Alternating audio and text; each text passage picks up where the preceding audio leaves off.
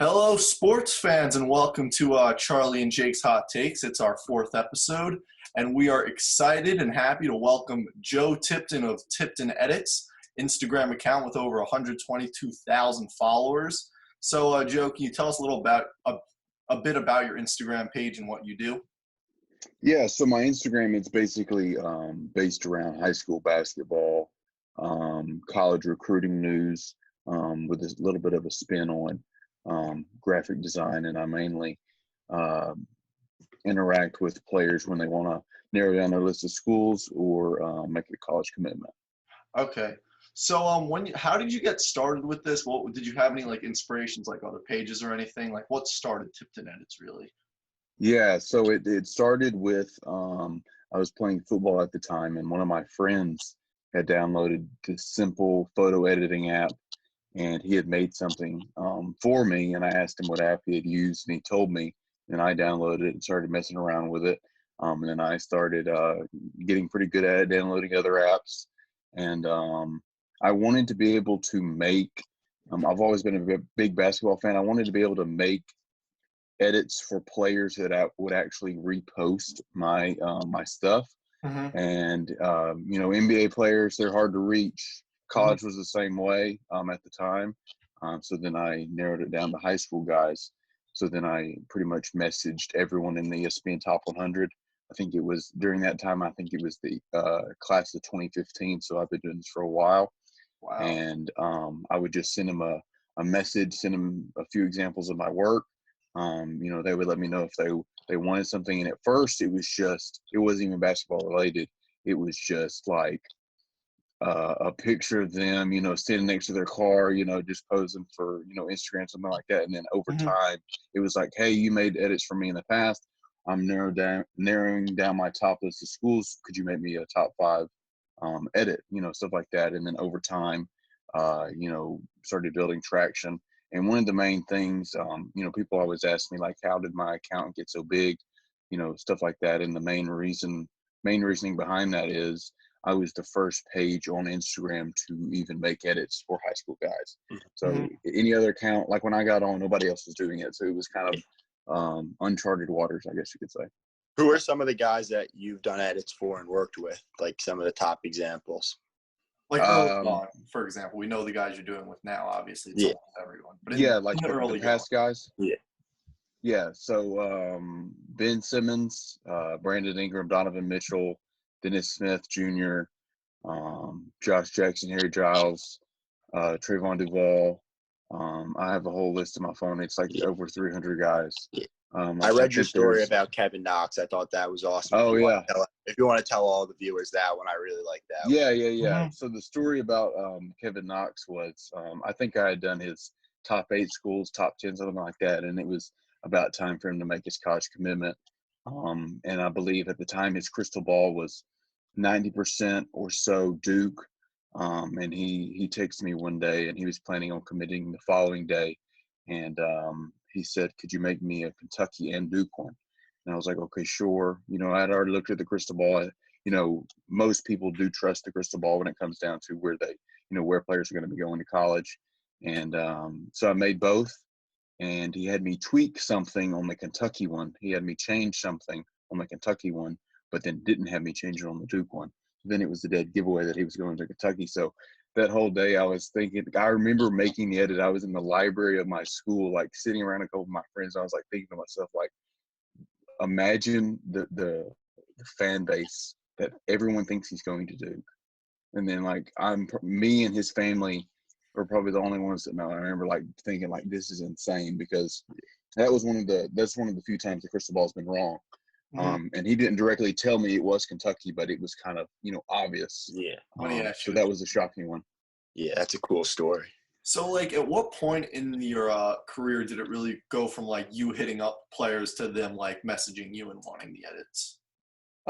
I didn't take long, really, because before, I guess you could say in the most humble way, before Tipton Edits, there wasn't really someone that did top schools commitment edits for guys when they wanted to announce their decision. It was, they would type it in their notes in their phone and screenshot it and post it to Instagram or Twitter.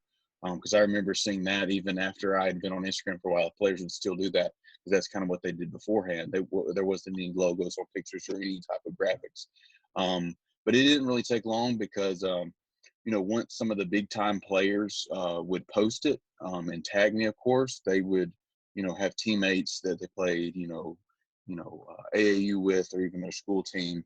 They would see, oh, this is the only guy you can go to make you an edit. So it didn't take very long. And then over time, high school basketball in general has gotten bigger and bigger with, like media companies like, Overtime Slam, Bleach Report. They've all gotten into the high school space. When I first joined this, I remember in the class of 2016, Harry Giles was the #1 ranked player. He only had 14,000 followers. Now there's freshmen in high school that are ranked 75th nationally that have that amount of followers with 2 offers, and he was #1 ranked with schools all over. So it's crazy to see how much it's grown. Also, I saw that it's not really just about edits, right? You kind of cover the whole high school game. If you want to talk a little bit about that and how it's much more than just edits of players. Right. I'm glad you noticed that because it bugs me a little bit when people say, like, where's the edit? And I'm like thinking to myself, like, Tipton Edits. I need to change the name to something. I need to figure out something because it's not just edits anymore. It's news. It's pretty much a media site. I'll even break news from time to time or release a top players school list before even the media guys do. On Twitter or something like that, or even Instagram, of course.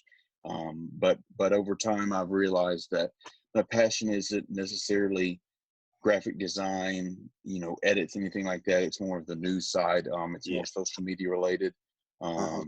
So since then, I've hired a bunch of graphic designers to do the majority of the dirty work for me. And, I'm kind of the CEO and, not necessarily employees, but people that, like I said, do the majority of the work for me. So it's just kind of turned into, a place where people can, tune into my page to figure out when a player's announcing their decision, what schools are they down to, things like that. So recently, just before we get into our the next part of our discussion with you, I just wanted to ask you about this. So recently I saw that you posted about your article on The Athletic that they posted. They wrote a nice article about you. And The Athletic is a great site. There's so many very well-known writers who write for that. It's a subscription website. So what was your reaction when they reached out and were interested in an article about you? Well, to be honest with you, it's kind of embarrassing to say, but I had no clue what The Athletic was. And it might be because I typically like to spend my money wisely, and I'm a college kid. I'm not rich. I don't want to spend $10 a month on a subscription. But I had no clue what it was, and a writer just messaged me on Twitter. He didn't even know about my Instagram, and which I'm primarily on Twitter. I think I only have 13,000, so not as known on Twitter. But he messaged me and said he was interested in doing an article for me, doing an article on me. And I had a couple in the past, but I knew he was definitely the biggest, But I was asking him questions like, how is it conducted? Is it over the phone? What is it? And he said he was, gonna be coming down to see me. And I was kind of like, oh wow, like it's like that, like because he's in Michigan and I'm in Alabama, as you can probably tell by my southern accent that I wish I didn't have. Yeah. So he came down. We scheduled it up. I think he came down last October, stayed a few days. Came over to my house, had dinner with my family, got to get to know me a little bit, let me tell my story, and it was great. It was an awesome experience. Yeah, it was really interesting reading through the Yeah, good that article you had on your Instagram. I don't have the subscription either, so I didn't get the full thing. Right. I know it's unfortunate that it's a paid site. Yeah. So now just to I think me and Jake really both wanted to talk to you about this in terms of the G League versus the NCAA debate. I thought it was really interesting to have you to talk about it because of the insight that you would have, given that you have a relationship with much of these players. So just for the people who don't know listening, Over the last few weeks, Isaiah Todd, who was committed to Michigan, a 5-star power forward, decommitted, and he decided to go to the G League along with 5-star recruit Jalen Green, who's a shooting guard. These were both in the class of 2020. And Jalen Green hadn't made his decision yet. He made the G League as his commitment post, which obviously Tipton Edits posted. So this is obviously a major factor because this is where the players are getting paid. And this seems like a threat to the NCAA, to the whole enterprise of NCAA basketball. So I'd love to hear what you think about these two, the choice of these two to go to the G League. Well, it definitely didn't shock me that the G League raised the salary for certain prospects. Obviously, Jalen Green getting roughly 500,000. You know, will definitely reach $1 million with endorsements. And Isaiah Todd rumored, I think, 300 to 400, most likely 300,000. It definitely didn't shock me because it's recently there's been talks of you know, the NCAA needs to compensate these players somehow, whether it's just their name, off their name, image, and likeness. You know, players are always you know, talking about it. I'll make posts about, you know, the NCAA getting closer to this decision. The players will always comment, you know, let us make money, you know, let us sell shout outs for $600 promoting this company's brand, you know, whatever it is. And, you know, I knew it was only a matter of time before someone stepped up. I didn't know it was going to be the G League. Obviously, we saw R.J. Hampton go overseas, play in NBL last season. Melo Ball, he didn't really have the college opportunity. They didn't know if he was eligible or not. But I think the NCAA is shaking in their boots. They're getting very concerned. I know there's only going to be a certain, you know, tier, you know, a certain level of prospects that are going to be able to even get a certain amount of money, you know, in the G League. Isaiah Todd, he's ranked, depending on where you look, you know, top 15 roughly. And it was a drop down of roughly 200,000 from Jalen Green. He's, you know, 1 or 2 on most recruiting sites. You know, if you're ranked 50th in the country, you're not going to get anywhere near that money. So there's always going to be some guys that go to college, you know, obviously, because, you know, they're not going to accept the original statement in October of 2018, I believe, from the G League, was they were going to pay certain prospects $125,000. Nobody bid at that. Nobody was interested until they surprised Jalen Green with $500K, and he's like, let's do it. So over time, hopefully, the G League gonna get certain ticket sales. You know, not many people really care about the G League and all, you know, in all aspects. But hopefully, Jalen Green will bring his fan base. People, you know, pay for ESPN Plus or whatever. They're gonna put it out somewhere. Somebody's gonna watch Jalen Green and Isaiah Todd play for that G League team in Southern California. So hopefully, over time, the G League will kind of, you know, be able to build up the revenue and be able to pay more players to come play for them. And then it kind of leaves the NCAA like, okay, we got to do something now. Like, we either have to eliminate the one and done rule, which they're supposed to be doing hopefully by the 2022 draft, or I know they're edging closer to allowing them to make money off their name, image, and likeness, but they still might be able to get more money playing that 1 year in the G League. But it'll be interesting to see. I think it's interesting. I was reading an article last night, and they were saying that the G League, I hate the NCAA just as much as the next guy, and I think they treat the players horribly.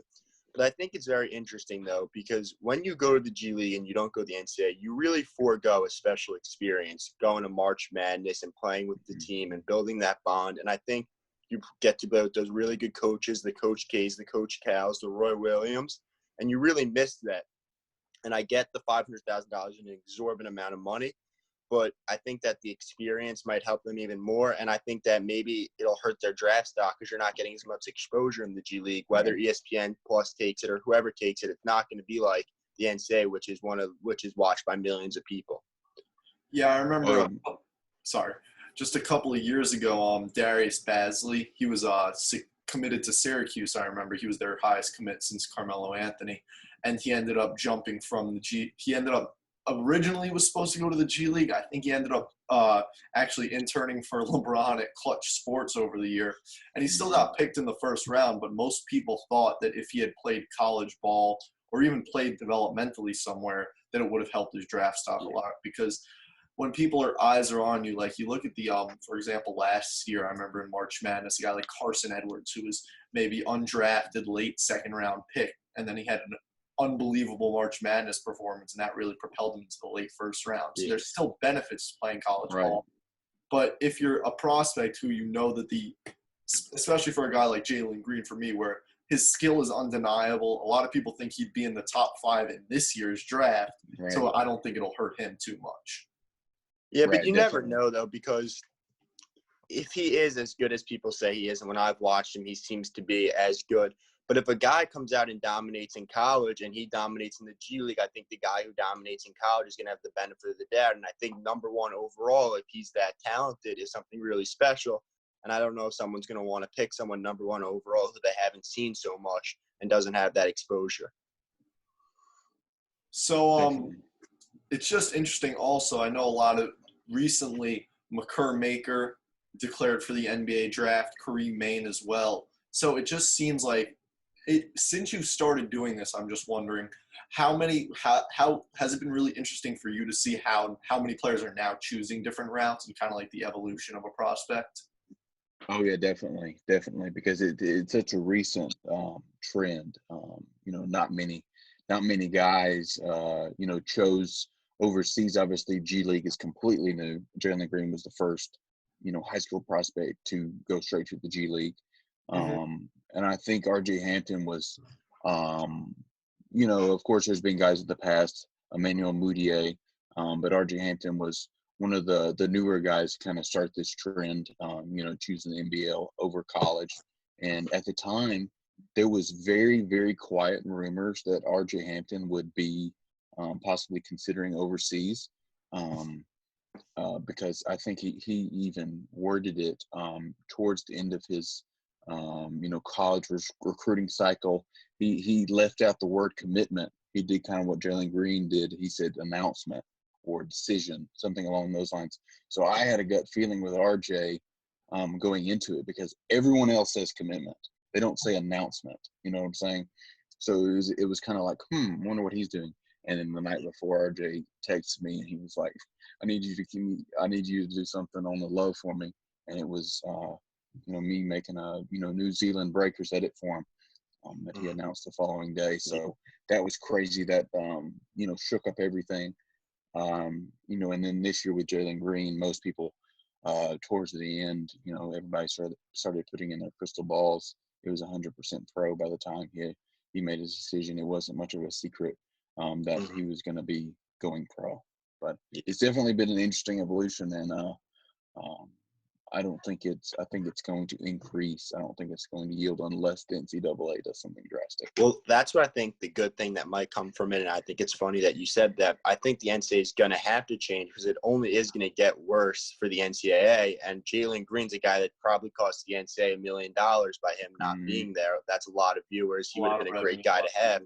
So I think it's very interesting, and I think now they're going to hopefully they get forced to change and at least let players make money off their likeness, or change some sort of the rule to get the NCAA back. Because back in those days with the Patrick Ewings and the Michael Jordans, that's when college basketball was great. And I really wish we could get back to that, or some sort of that. So hopefully the NCAA can do that for us.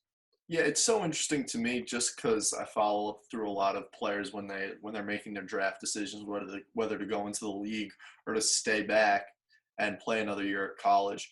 And it almost feels like the way that they'll break it is that they'll get an account on like cameo.com just to make some money. I mean, I don't think it's a crazy idea for players if they might I think a lot of players really value the college experience. I mean, like, especially playing for those coaches like Jake was talking about, Coach K, Coach John Calipari, Roy Williams. Those are amazing coaches that you learn so much from, and just the experience of being in college, you're the biggest men on campus. Everybody's so interested and wants to see you succeed. So that experience is so much that even if it's not as much money as the G League, I still think that players making money off their image and likeness would be huge for the NCAA. And I'd like to hear what you think of that. Oh, definitely. I completely agree. One thing that came to my mind while you were saying that was, I think another one of the selling points for players considering the pro route instead of the college route is limited distractions. You don't have to go to class. You don't have the temptation to go into, a college party, limited distractions from girls as well. And when you're a pro, especially RJ Hampton, is living in Australia. I mean, he doesn't know anyone there. Like all he knows is Fortnite and in the gym. Like so he doesn't have to worry about getting that test done, going to class at 8 a.m. anything like that. In the same way with the G League, even they set it up for Jalen Green. He's not even going to be playing the full G League season. He's only going to be playing a handful of games, like somewhere between 8 and 12. Still with that same amount of money. So I think that's one of the biggest things is players now, they don't necessarily care about the education. It's the money. It's how quickly can I get the money. And it also comes down to their family's influence as well. Like, is their family well off? Does their family need the money now? That could definitely affect the decision as well. Yeah. So I just wanted to read a couple of tweets, actually a quote and a tweet from two prominent college basketball coaches. So these were last week, right after the decision was made by Jalen Green and Isaiah Todd. So Mick Cronin was quoted saying, "College basketball will always be popular. I believe players should be able to go in the draft out of high school. College basketball and our brand will always be the best way for a player to showcase himself and develop in the United States. But college isn't for everyone, and that's okay." I thought that was a really interesting quote. And that one was more kind of like, this is not for everybody, but I still kind of support it because I'm looking for the best route of players. So I like that quote. But then Chris Mack tweeted out, I think he was a little frustrated at the reporting that was going out that day. He said, "For every Jalen Green, there's an Obi Toppin. For every none and done, there's a Luke Garza, a Marcus Howard. College basketball will be fine. Nice article, though, guys. Next." So you can tell, I mean, I'm not a behavioral psychologist, and I don't want to read too much into the words that Chris Mack said, but by putting that out, I think he's a little bit frustrated and maybe a little bit worried, because if the best prospects are going pro, then the second best prospects are going to go up. They might go to the Dukes and the Kentuckys, and then where does that leave? I mean, Louisville's, I would say, is kind of on like the blue blood borderline, if you will. But I mean, I think it'll have a big effect on every single coach.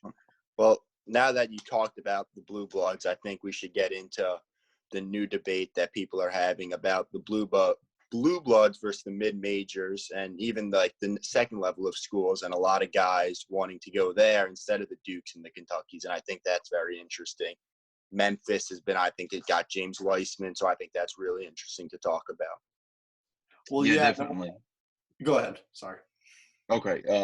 Specifically Memphis's class last year, obviously not playing in the high major conference, and then they still finished with the number one ranked recruiting class. They missed out heavily this year. They haven't landed anyone, besides transfers, of course. And the most attractive thing for Memphis is the coaching staff, obviously Penny Hardaway, Mike Miller, guys like that. Another top 50 guy in 2020, Cliff, I don't know how to pronounce his last name. I'll murder it. But he committed. Yeah. Something to the effect of that. But he decided to stay home and go to Rutgers he had an offer from Kentucky, Auburn, UConn, a couple others, Arizona State. That was the favorite.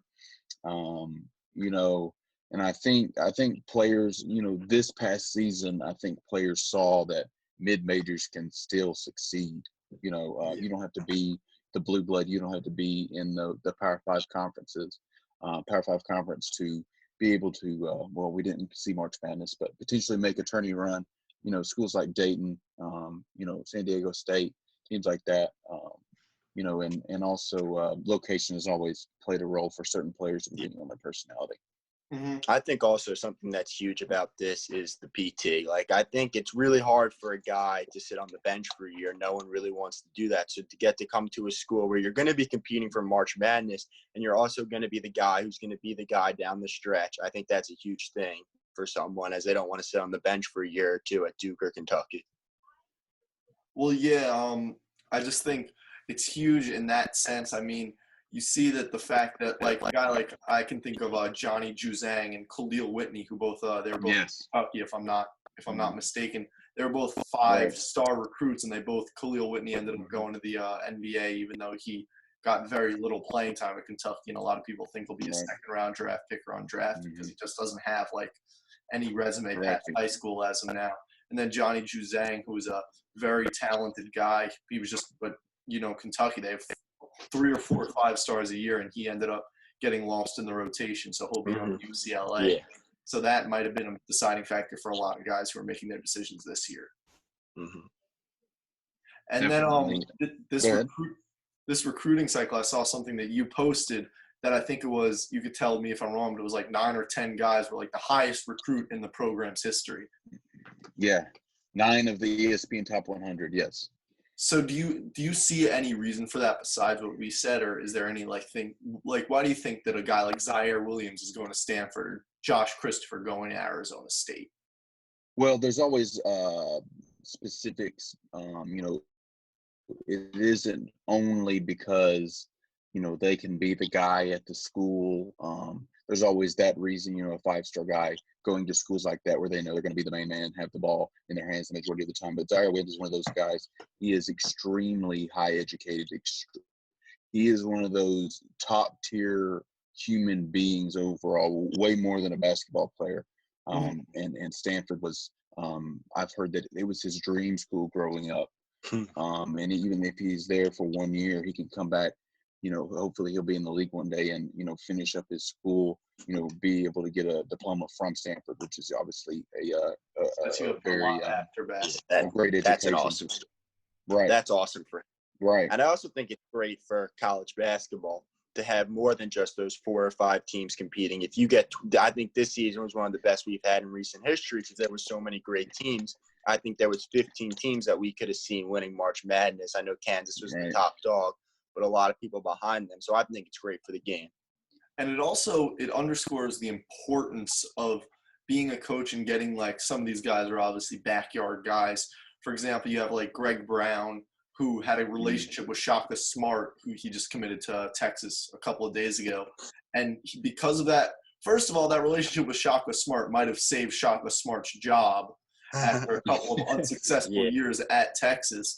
And when you have a guy who's from your area, you need to capitalize on that. If there's a guy who's really a huge talent, if you're losing him to the outside, that's just a really big what could have, what could have been. Yeah. And I think that coaches, that's something that they almost fear. So they're so involved. I mean, I know Jim Boeheim gave Dior Johnson an offer in 7th grade. These guys get offers. If you're from the hometown and you think, and you're in that mindset of, and you're in that conversation of being like a 5-star recruit potentially, you can really get some offers young and you can become that. Well, that was the Zion effect, where Zion didn't stay home and Zion went to Duke, and a lot of people criticized him for it, didn't love his move. So I guess he's the opposite of what we're talking about now, but he could have gone to Clemson or South Carolina. So people in that state probably don't love him so much.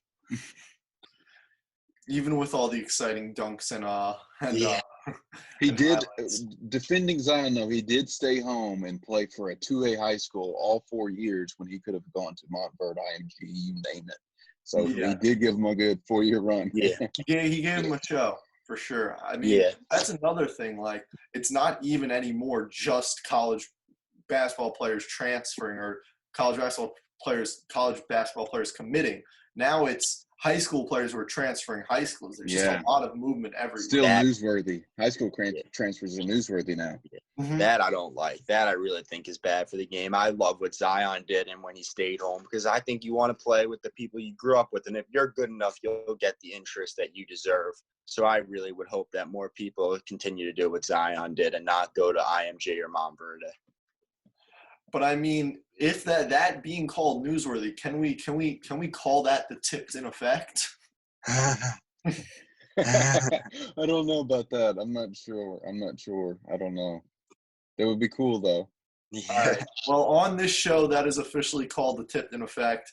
Joe Tipton, thank you so much for coming on. Thanks for coming on. Great time.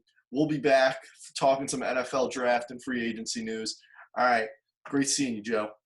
Good to see you. Thank you for having me. Appreciate you guys. All right. Thank you. So, great interview with Joe Tipton. Now we're on to our NFL coverage. And before the NFL draft produced all the headlines, just a couple days before the NFL draft on Tuesday, it was announced that Rob Gronkowski is a Buccaneer. And wow, I mean, Wow. dude, Huh. what? Wow. Gronk is back. Yeah. So it was very funny. I thought when I first heard the news, I was waiting for him to announce that he was coming back and playing. Because when the trade went through, he was kind of saying, I want to play football, but he never said, I'm going to be on the Buccaneers. And then he did say that. So I was relieved that we're getting Gronk back. And I think it's awesome. Awesome for the NFL, awesome for Tampa Bay. I'm really excited for Tampa Bay. I think they're up to something special now. Had a great draft, have a lot of weapons for Tom. I think it's really awesome for the NFL and awesome for him to be back. He's going to be having fun in Tampa Bay. No more Belichick covering him up. It's going to be full Gronk now, and I'm excited to see it.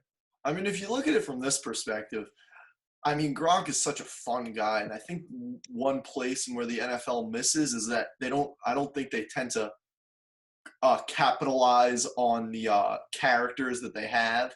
You know, you have these guys with such great, funny personalities, and you know they're a good way to market your league. And I think if people see Tom Brady and Gronk are in Tampa Bay, that's an immediate, like, I'm turning on the channel, I'm watching the Monday Night Football game because I want to see Gronk and Tom Brady run it back together without Belichick, see what's happening there. It just creates such an interesting storyline. And that, compounded with the fact that we haven't had sports in a while, will definitely make the Buccaneers a team that people want to watch. And that's the effect of it without even taking into account the actual football fact. I think it's really interesting what you said, and that's a very good point about how the NFL doesn't really capitalize on their personalities. I think that's so true. I think the NBA does such a good job of, we feel like we really know a lot of those guys. We know the Russell Westbrooks. We know LeBron James. We feel like we know the Steph Currys. But we don't really know so much of the NFL guys. I think Gronk's one of the best personalities in sports. I think that's undeniable. So I think this is great. And hopefully we get to learn a lot about Gronk, and I'd love to learn more about Tom Brady as they're finally rid of Belichick. I do feel for Julian Edelman. Yeah, Julian Edelman's like the last man standing. Yeah. Next year we might get Tampa Bay New England game. I'm sure that'll be a primetime game, which is very exciting. I mean, that'll be super exciting. Might be a blowout, though. I don't know about that. I don't think we should discount New England, but Tampa Bay is going to be fun. So, but obviously, we're both excited for this because it's just going to be fun. But there are we do have to consider that Gronk is coming out of retirement. He took last season off in 2018. He wasn't his best self. He was probably his worst self. He had 47 catches, a tad under 700 yards. He didn't look great. I mean, he was like, even though he only missed 3 games, you would say he played a bunch of games, definitely a little bit hobbled. And last August 2019, so this is post-retirement, he was talking about how he suffered a painful quad injury. You know, those are really worrisome injuries because they're, especially for a guy like Gronk who's churning those legs, getting those extra yards, carrying linebackers on his back, which is what we're accustomed to with Gronk. That was in the Super Bowl that he had that quad injury. It resulted in internal bleeding, and he had to have procedures to remove the blood from his leg. So not to get too gross on the podcast, but he definitely had some bumps and bruises from his playing days. And they say he's estimated that he's had almost 20 concussions. You know, you can't really tell when he says that if he's being sarcastic because he's just such a funny guy or he's serious, but he's certainly had a couple of concussions documented. And he's just had knee, ankle, back, arm, chest. He's been on the injury report for a lot of different reasons.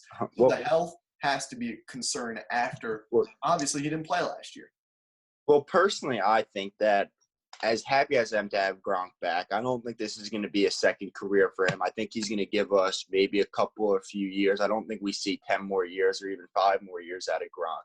And I know the injuries are a massive concern, but I think the year, almost 2 years off, 16 months off for him will be awesome because he really got to heal up, be peaceful, and now he's going to be ready to go, rejuvenated. He's naturally gifted. I don't think the hiatus will hinder his game so much. I think we're going to see a healthy Gronk again. I expect to see one of the best seasons of his career in that system. And, you just hope that he doesn't get stuck in the middle of a game, thinking, forgetting that he's in the NFL and thinking he's back to his WWE days. WWE days, yeah. Hopefully he doesn't pull any body slams on some linebackers. But, like we said, he did in September, again, he said he lost 15 pounds. He was down from his average weight during a season. I think that won't be a problem to gain back, especially during quarantine. He could definitely pound some food. Pound on the pasta. Yeah, power up on some pasta, workout, lift. I think he'll be fine in that sense. And he isn't that far back from being an elite player. I mean, 2017, he was a 1,000-yard receiver, 8 touchdowns. He was the same problem that everybody remembered. Teams couldn't game plan for him. Yeah. And even if he's not elite, is it that big of a deal? Because this offense, this is just another guy. It's not like they're asking him to be their primary pass catcher. How is this gonna affect OJ Howard? What do we think? Because he was a guy who we talked about either last week or a couple of weeks ago having a lot of promise. We were really excited to see what he was going to do with Brady. So how do we think that affects him now that Brady's got his old running mate back? OJ Howard's a goner. That's the best way to say it, man. I mean, if you look at this, if it was just Gronkowski and OJ Howard on the depth chart, I think maybe OJ Howard stays and he's still being groomed as like a replacement with some tutelage from Gronk. But they also have Cameron Brate, who's a very competent backup / starter, like kind of like a borderline starter. Yeah. So you have Gronk, and then you have 2 other borderline starters. Yeah. It really doesn't make sense, especially if you get like a mid-round pick for OJ Howard. I think it makes a lot of sense if you're Tampa Bay to get rid of OJ Howard. I think it makes more sense to get rid of Brady. I think because OJ Howard has a lot of upside when he reaches his potential. I really hope he does. He could be one of the best tight ends in the league. I don't know if he'll ever get to Gronk's level, but I think he could. And I know that it's obviously a different team. But back before Aaron Hernandez got into the trouble he got in, and we won't get into that. But Brady loved having 2 tight ends. That was one of the most dominant forces in the league. So who knows? We can't get back to that. And they also had some weapons at wide receiver when they were doing that 2 tight end set. So maybe we'll see that back. I'd love to see that. Well, I think the reason that it'll be Howard over Brate that's dealt, in my opinion, is because you look at it from OJ Howard's perspective. I don't think he's a happy camper in this sense. I mean, I think he wanted an opportunity to be Brady's number 1. So you see that happen. And obviously, I think you're right that this probably isn't a second career for Gronk. But OJ Howard's this is going to be, I think, the last year of his rookie deal. Yeah. If there was a time for him to have a breakout, it's now. So I think his camp could potentially push for a trade. And also, when you're buying on OJ Howard, you're buying on upside. So if a team is taking on OJ Howard and they're giving a mid-round pick, it's because they see the physical tools. They've seen him flash excellence. They know he has the ability to possibly be a very good tight end in this league. Cameron Brate, I don't think you get a mid-round pick for. I think you get a 6th or 7th round pick for because he's the type of guy. He's on the older side. He's more of a veteran. You know what you're going to get. So I think that while it might be tantalizing for Tampa Bay to have a guy like OJ Howard and Gronk run together, I don't think it's practical at this point, especially with the other weapons that the. But one thing I thought, and we're going to talk about the other weapons, and one reason why I didn't love Brady to Tampa as much as a lot of people did, and I love it more now with the addition of Gronk, is Mike Evans isn't really a 42-year-old Tom Brady's top target. Mike Evans wants to get down the field. He wants to push the ball. And I don't know if Brady has the arm strength to get him how he wants to get it. And I think O.J. Howard and Gronk and Cameron Brate are all more of Brady's type of guy, a guy who can run those 6-yard routes. And I think Brady's going to like that. So they should keep around all the guys they could. And also, I don't know if O.J. Howard's so upset right now. Obviously, he wants to be the guy. We can't forget how special it is to play with Tom Brady. We saw what Percy Harvin, the retired receiver, said about playing with Tom Brady. How it's almost everybody wants to join the party. Yeah, everybody wants to play with Tom. I even heard today now, I don't know, another rumor said that Bruce Arians might be opening up to Antonio Brown. I don't know if that's true, but you never know. Could you imagine? That would be something special. Just weapons on weapons on weapons, but who knows? I mean, again, I think that you're right but if any of those weapons are signed in a possibility, I think then it's definitely OJ Howard's time to go. Yeah. But I just feel like from a perspective of a team, like I heard Washington was trying to trade for him. That's the report that was coming out. Yes. And that was pre-Gronk being signed. So I think a team like Washington, where you're probably not going to be winning this year, you have a year where you have a lot of young players. One, it could help your young quarterback to get a somewhat reliable tight end. And that could be such a mutually beneficial arrangement for both of them. And I think that if they offer enough for the Buccaneers, I feel like you're going to think, do we really need to keep him around when we have a solid offer and he's not going to be one of our top targets? I don't know. And it would be good to get him now before next year when his contract ends, because Washington could trade for him and you could extend him very cheaply. And if he has a breakout year this year, then you have him hopefully for 4 or 5 more years. So that's got to be desirable to a team like Washington or a low-end team who's not really competing this year for a Super Bowl. Well, while we're talking about low-end teams and high-end teams alike try to change their fates or, in some cases, continue their dominance with the recent NFL draft. And, man, that first round was a doozy. Let's go into it. Jake, I know that you were a big fan of the pick that the Broncos made at number 15 overall. Yeah, that was probably my favorite pick of the first round. I really was a fan of what almost every team did. I obviously had a couple picks I didn't like, but I was really happy if I'm a fan of most teams. But my favorite was Jerry Jeudy. I think we talked about it. I think he's the best receiver in the class, far and away. And also, I think it's very interesting because there were reports earlier in the week that the Broncos would trade up to 8 or 10, maybe give up a first rounder next year to get him.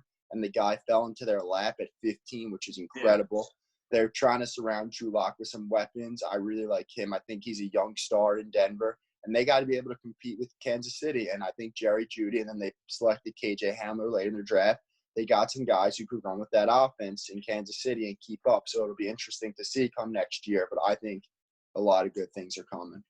I mean, I'll try and be combative as possible with you, Jake. You know I enjoy it. But I can't really find anything to not like about this pick. I mean, Jeudy has some places where he needs to improve, maybe a little hand-eye concentration. He had a couple of drops in his career, but I really don't read into that too much. He's got solid speed, even though he's not the speedster like Henry Ruggs. Yeah. And that Cortland Sutton Jerry Jeudy duo, I think. And KJ Hamler, don't forget about. And KJ Hamler, who he was one of my favorites. A ton of upside.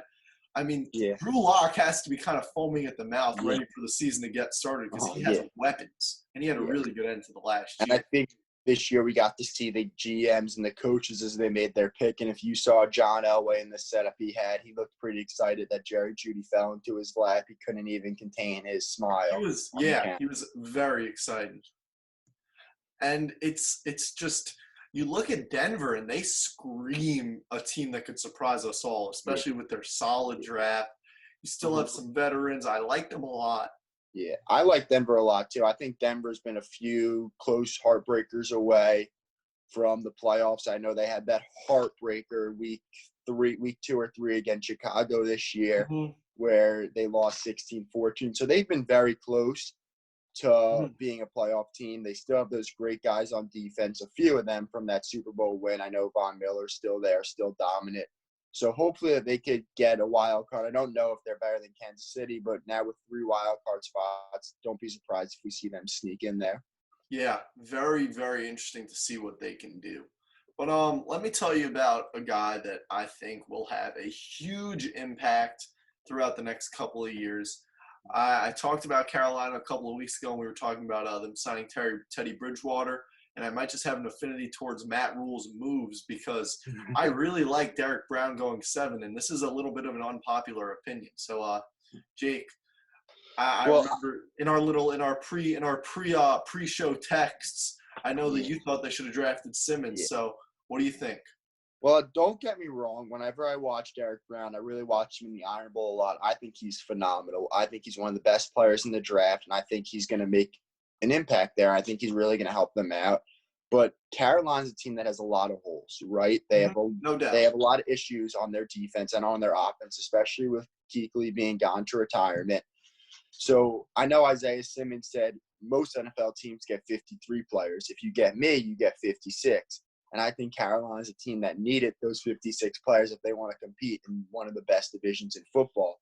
So they really need Isaiah Simmons. I think he was the more rational pick. If it was a team like Kansas City or San Francisco who has all the pieces and was just looking for that guy in the middle. Derek Brown's great. He's going to have a great NFL career. I'm almost certain of it.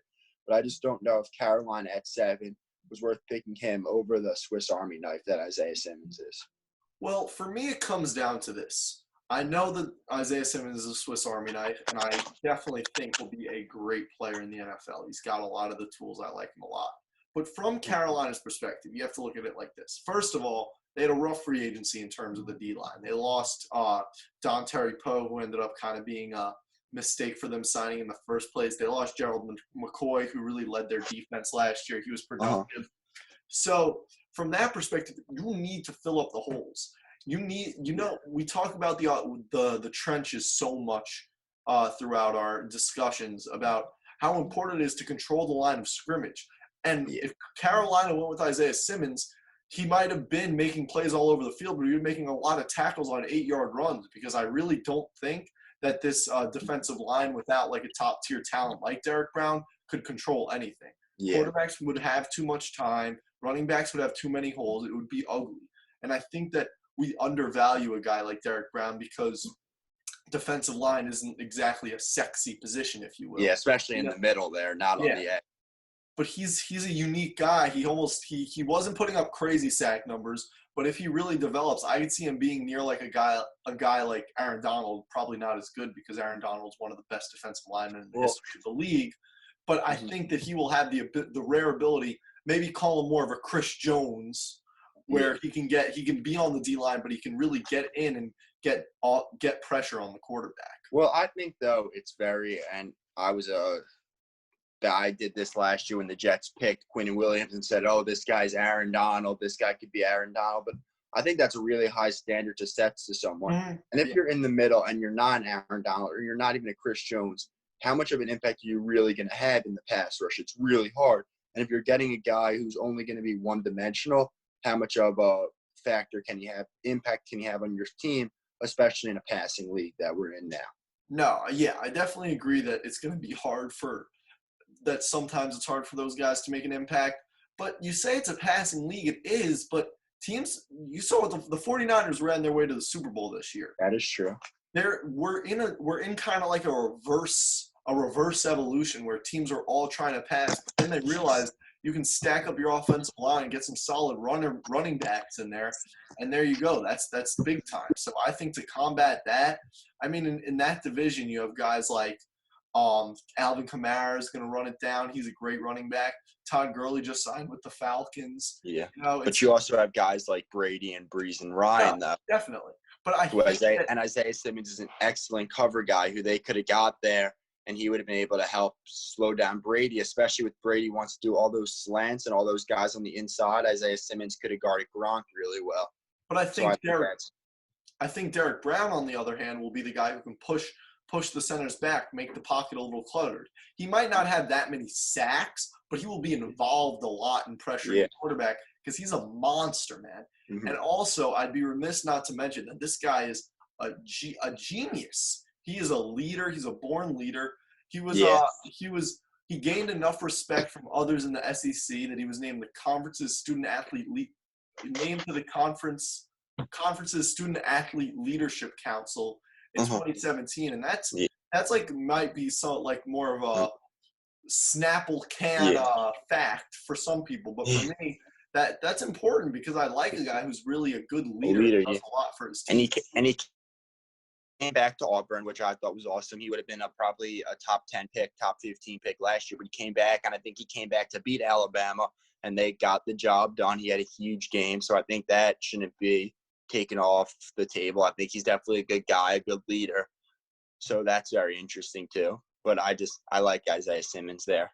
Yeah, definitely. You're not going to convince me. All right. If I'm not going to convince you, we can move on to a questionable pick in my opinion, and that was Damon Arnett at 19 for the Raiders. What are we thinking there? What was the thought process of John Gruden and Mike Mayock? I don't know. I mean, I can't really say much about it. I don't know. I mean, I know there's a lot going on at the Gruden household, so I don't know. Maybe he wasn't thinking right, but I don't know. Maybe you could give me some insight. I know you don't like it either, but I hated it. I don't know. I mean, if you love a player, I think if you think that, I mean, every team, I think, thinks that they have the best. They have the best player development. They have the best leadership, especially when you have a team with John Gruden, who's been around. He's a Super Bowl winning coach, and Mike Mayock, who's been the head analyst for so long, and he's getting in. And I think they both think they know what they're doing, and I think in some cases that's true. And if they valued this guy highly, then I don't have a problem with taking him. But you could have had this guy in the middle of the second round, and you drafted maybe even later first. Yeah, I mean, one thing that I saw had him the 35th ranked prospect. Yeah. One had him the 49th. That's early second round to late second round. Yeah. So he's gonna fall in the second round in almost every situation. He was the second cornerback on his team at Ohio State. Yeah. Not like he was taking on the best receivers.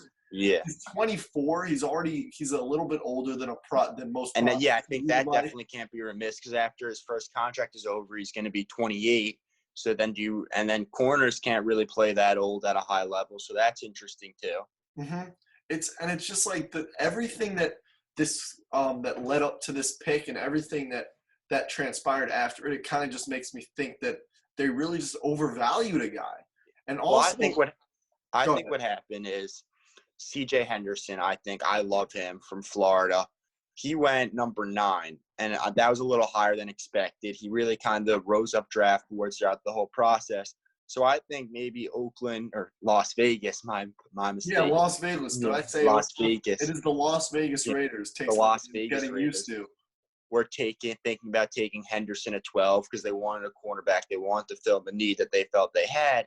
And then once he went, they kind of panicked and made a panic pick, which you can't make at a level like this. Can't make the panic pick. That's a great analogy, a great thought process. But I think he definitely has a chance to be a good player. I mean, he has a good. You never know. He's a leader. He'll work hard. He's a gym rat. But also, one of what this did. This was the completion of the. This was the last pick they got from the Khalil Mack trade. Yeah. So it's unfortunate for Gruden himself because that was obviously his first year, his first move, and it's trading away Khalil Mack, and then you come back and you look at one of the most important parts of the compensation is that first round pick, and he used it on a guy that many people thought he could have gotten it on a second. So it's that's really the only thing that I really don't like about the pick. I just think he could have got this guy later. He could have made another move, or he could have traded back even later and got another pick to get him. That's what I'm like. I think he's a good football player. I think that Ohio State secondary was elite. I know he had great guys with him, but he definitely contributed to that. So I think that's the issue I have. Not so much with the pick, but where they picked him. And another interesting storyline from the first round was there was obviously a big question in terms of who's the there were a lot of talented offensive tackles, and Andrew Thomas ended up being the top dog, being picked up top dog. He is a Georgia Bulldog, but he was picked first. He was picked first out of the 4 top tier guys. He went to the Giants at 4. And Jake, you're not really a big fan of that, are you? So similar to actually Arnett from Ohio State. I like Andrew Thomas. I liked him a lot. I actually wanted my Jets to get him at 11, I like him, but I just think 4 was too high. I think they could have traded back and got him or another offensive tackle later maybe in the early teens or later back there. And I just think they could have traded up to a team who really wanted Isaiah Simmons and got a couple picks out of it. But now I guess you got the guy you want, but I just don't know how I feel. I mean, like we were saying when we're talking about Arnett, it's important to get the guy you like. If you believe in a guy, you should take him. But in this situation, I think the Giants are a team that have tons of holes to fill. And if you move back, you probably would have gotten yourself more second-round picks or more third-round picks. And that's big. Draft capital is such an important especially thing. In this draft with so many great guys. Yeah, it's a very deep draft where you can get starters in a lot of different rounds. And I think it would have been a good idea for the Giants to maybe look into that possibility, but instead they went with Thomas. But the more I read on Thomas, the first night, the night of the draft on Thursday, I was convinced that it was a bad pick. But then, I did a little more research, and I think it might not have been as bad. And I think, Thomas has the most upside, in my opinion, out of all four of those guys. Well, he absolutely has a lot of potential, and there was a lot of boards. I know earlier he kind of fell down draft boards as the process went on, but coming in, he was the number one prospect out of all those tackles. But I think Jedrick Willis from Alabama kind of rose up and was almost a unanimous number one, I guess. Maybe even on 31 out of 32 teams draft boards, he might have been number one, except the Giants, I guess. So I find that very interesting. And, Pro Football Focus, who obviously they take a very different approach to players and analytics. Yeah, the analytical approach. And the analytics love Andrew Thomas. He was, even as a freshman, he was one of the top tackles in college in the NCAA ranks. And he was always a great pass blocker. He's improved as a run blocker. And, I think Gettleman he said he's really excited. He really wanted to make this pick and get this guy and not risk it because he wanted to complete the offensive line. Yeah. And, they drafted another guy from UConn in the third round who has a lot of upside, who's an offensive lineman. And then you add that they got Will Hernandez in the first round last year. Or not in the first. Was he a first-round pick? I don't believe so. I think he was maybe 2 years ago. Yeah, he was a high pick for them, first or second. And then you had Kevin Zeitler in the Olivier Vernon trade, and then Kevin Gates coming back as well. So they really feel like they have that offensive line pieced together. And, I mean, when your top two players are your quarterback and your running back, those are kind of your two cornerstones for your franchise right now, the reason that your fans can have a little bit of optimism. I think it's really important to protect those two. Well, I agree with the pick of picking a lineman. I just think they could have got this guy later. But I think one thing we learned about Dave Gettleman last year when he picked Daniel Jones at 6, he will reach for his guy if he thinks that's the guy. He wants what he wants. He wants things his way. And I guess this is another example of it. And Daniel Jones worked out, I could say, pretty well for him. Yeah, so and hopefully this is the same for the Big Blue Nation. Yeah, it's a huge pick for Gettleman. If it ends up that this guy's the worst out of the 4 tackles, it's a disaster. But if he ends up being the best and he shores up that line that's been such a problem for the Giants over the years, it's huge. Yeah. So now on to some more interesting things about the draft. Obviously, we're going over the first round today, and one of the most interesting storylines to me was Henry Ruggs going to the Raiders at number 12, being the first wideout taken off the board. Yeah, another pick from the Las Vegas Raiders that Vegas. Did I say Oakland again? No, I didn't know. That I really didn't understand too much. I thought that Judy and Lamb were better on my rankings. I had him third. I think he has a lot of upside. I think they saw that Tyreek Hill. I think they saw that big play that they want to be able to compete with Kansas City like Denver tried to do. They're kind of jealous of Tyreek Hill. You can tell a little bit. Yeah. And they want to get someone who could do stuff like that, but I just don't know. I think a guy like whoever's going to be their quarterback, either Derek Carr or Mariota, would have benefited more from a nice, good route running, sturdy hands guy like Jerry Jeudy or even a CD Lamb. Because as good as Henry Ruggs is going to be, I don't know if he could ever reach the potential of being a top 5 wide receiver in the NFL. I think he's always going to be like a little bit of a knockoff Tyreek Hill. I don't know if he'll get to that level. Very few do. But I think Jerry Jeudy and CD Lamb have the potential to be the best receiver in the NFL. Well, ever since the days of Al Davis in the beginning in the AFL in the 60s, 70s, the Raiders have always had an affinity for speed, Cliff Branch in the 80s, he was like the one guy, an example of that, who was just a speedster who lit it up for them. But then you have an example, their affinity for speed has also kind of led them in a bad direction in the sense that they drafted Darius Hayward-Bay in the top 10, and he's one of the worst wide receiver costs. And you look at Henry Ruggs, he's got a 4.27 speed, and that's just – it's baffling how fast he is. He's crazy fast. He's a crazy playmaker. And for John Gruden, that's a toy, He's so excited to deploy him in hundreds of different ways, different schemes. I'm excited to see that. Well, I think, though, I don't remember the exact number, but I believe it was 25% of the time Henry Ruggs touched the ball, he was scoring a touchdown, which is a crazy stat. 24.5, so 24.5. It's a crazy stat. That's a crazy stat. And I think that just shows that he was a college football player, right? Because no one in the NFL is getting in the end zone 25% of the time they touch the ball. So we'll see how his game translates over once he's not running past everyone. Because there's not too many guys at 4.27 speed, but there's a lot of guys who can run with him at the next level. So we'll see how he could do then when he's not the fastest guy. See, I mean, I do see issues with it. I mean, I think it's a problem that Ruggs might be the best wide receiver on the roster when he walks into training camp. I think that's an issue for me because they really don't have much at wideout. I mean, Tyrell Williams is solid. Hunter Renfrow He's very is solid. good, though. Before he got banged up last year, he was getting in the end zone a lot. He was playing well. But I don't think they don't have a bona fide number one, so I think they're looking at him for that. Obviously, Darren Waller. I think Darren Waller gets helped out a lot by this because Darren Waller gets covered a lot by safeties and linebackers, and safeties and linebackers have to be even more heads up towards those because of the slants, because of a speed guy like that. That's kind of the effect he has. So in that sense, I like the pick.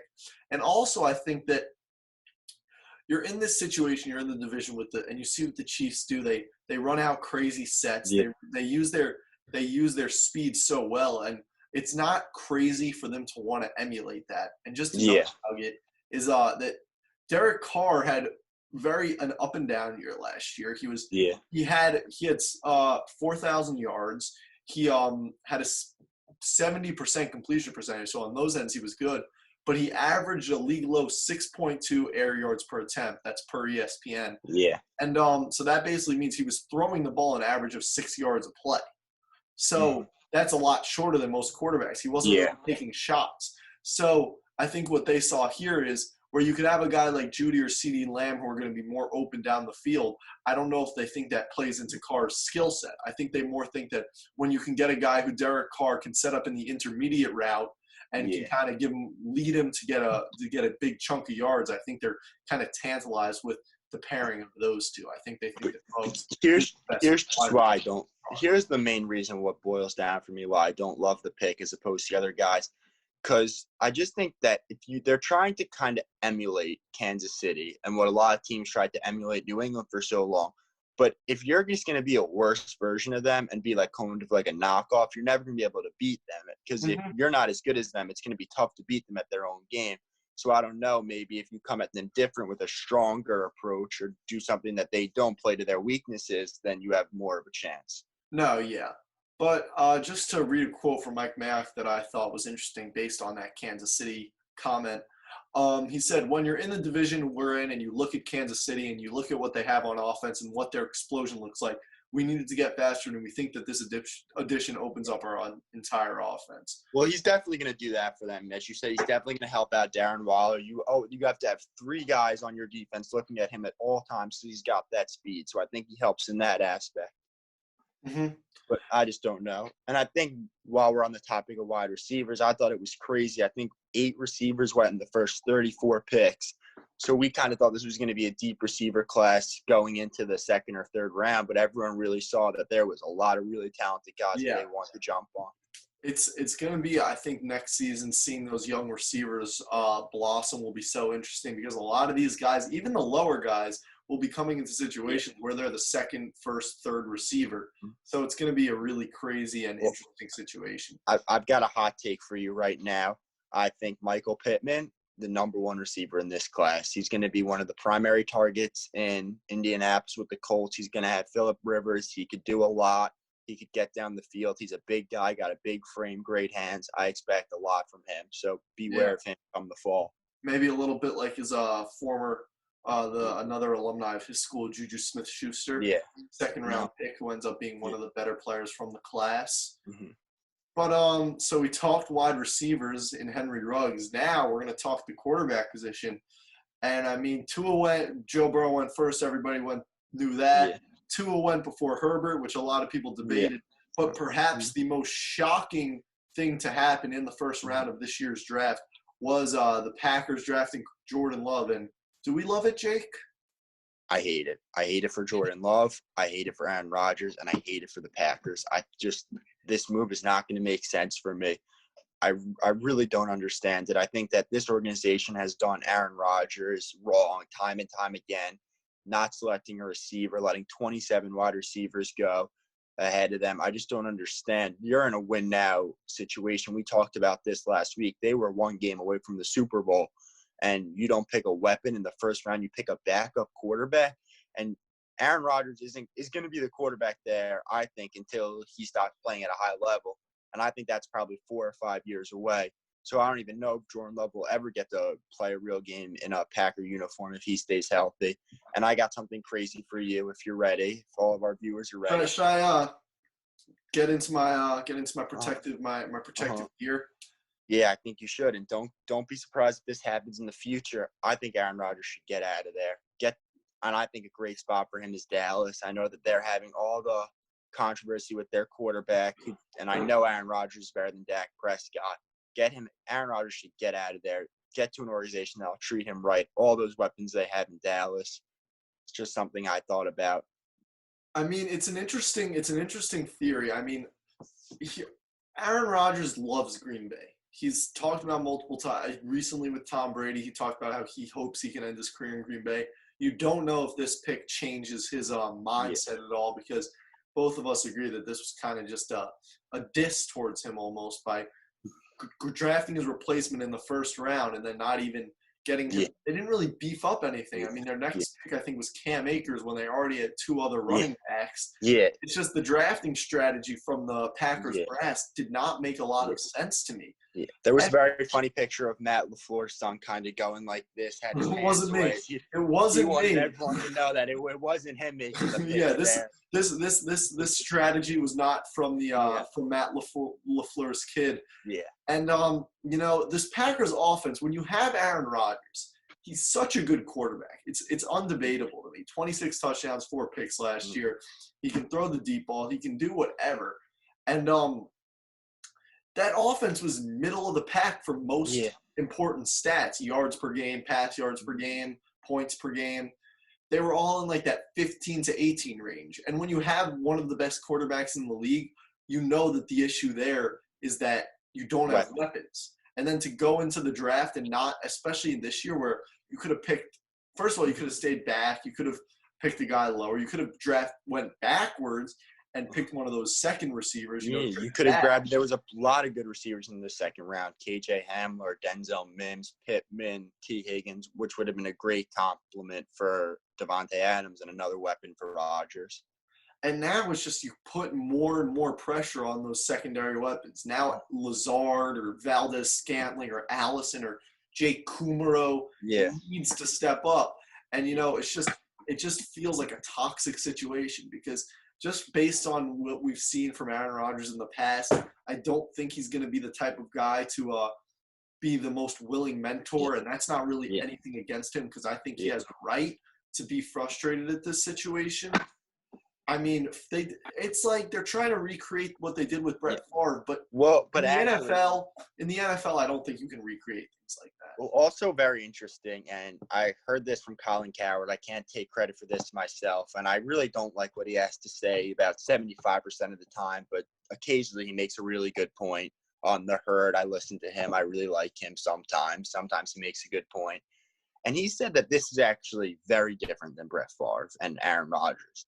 Because Aaron Rodgers was kind of thought of as the number 1 player in the draft. Thought that he could have gone number 1 overall instead of the 9. Oh, yeah, he did have that huge slide. You're right. And he fell into their lap. Like, you had to pick him, almost like Buffalo and Jake Fromm, where they kind of didn't need a quarterback, but they had to pick him. Green Bay actually traded up to get Jordan Love, a guy who probably was a second-round talent, and they kind of forced him onto their roster. So I think it's very different situations. I just think time and time again they haven't treated Aaron Rodgers right. I don't think he needs to be there anymore. I mean, if from Rodgers' perspective, though, there's not much you can do. You sign the big contract. You're there for at least 4 more years. And that's why right now the name of the game among NFL executives and among NFL teams is getting the most you can out of a player on their rookie deal. If Aaron Rodgers is your starter for the next 4 years, which I think everybody would – You're not going to get anything out of Jordan Love. They're not going to get anything out of his rookie deal. Yeah. And I think they're going to end up being forced into a situation like Jimmy G and Brady, where some people want to move on from Rodgers, some people want to move on from Love, and either way, it's going to be a rough decision to make because you're either going to have to end up trading or letting go of a franchise icon, or you're going to have to get pennies on the dollars of a first-round pick. For your young star, exactly. It just doesn't make sense to me. It's not like he's 42 years old. He's still in his mid-30s. I know he's getting up there, but he still has 4 years, which is the rookie deal left on him. He's been the same dude, really, in my opinion. And I think if you got him another weapon, you'd probably see an upgrade. Mm-hmm. Just does not make sense to me. Just for a team that was in the NFC Championship game, I like making moves for the future, and if it was another team, I might like this move. But I just think this is playing conservative. You can't play conservative. And even playing conservative, you want to get a quarterback. There were other quarterbacks. I think you could have drafted Jacob Eason in the third round. He fell so far. Yeah, that's a developmental project that makes sense. Yeah, I just don't understand wasting a first-round pick. You're trying to compete. You're trying to win a Super Bowl, and then you don't pick a guy who's going to help your team, even if you're not picking a receiver, to pick a lineman or someone who could help you out on offense or defense. I just don't understand. I mean, I remember a couple of years ago when Mason Rudolph was drafted, and that was in the late second round. Yeah. Big Ben was not too happy. He said, First, I don't know why you're drafting my replacement when we're still trying to win games. Yeah. Something along those lines. That's paraphrased, obviously. So for Ben to say that when it's a second-round pick, and at the time you still had very many weapons. At that point, they still had Le'Veon Bell under contract, and they had Antonio Brown. Yeah. Now for a guy like Rodgers, who, first of all, unlike Ben, he hasn't threatened retirement multiple times. For them to draft a quarterback in the first round and not beef up his weaponry any other way, what's even the two things that made this really crazy to me, I thought I was shocked when it happened. But first off, excuse me, they traded up to get him, so he didn't fall into their lap. They wanted Jordan Love, and also they didn't pick a receiver in the second round. The third round, they picked a third-string running back before they picked a wide receiver. I just don't know what they were thinking. It's a bizarre strategy, and I think it was almost like a middle finger at Aaron Rodgers. Like, I don't understand. Yeah, and I mean, seeing Rodgers' reaction in the next couple of weeks, I bet Green Bay, Wisconsin area journalists are trying to get that interview, trying to get that quote. Will be very interesting in seeing how that develops over the year. But it was very funny if you saw. He was actually on a live podcast for the draft, and once I believe either Tua or Herbert got picked, he said, "You don't really see first-round quarterbacks like myself sit and wait 3 years anymore." And then a few hours later, they picked a quarterback. So we'll see what's going to happen with that. Who's anticipated to have to wait for 3 years or something? 3 years, yeah. So we'll definitely see how that turns out. But that's going to be it for us today. Thank you guys so much for joining, and we'll see you next week. Yeah, more draft talk going to be awesome, so tune in.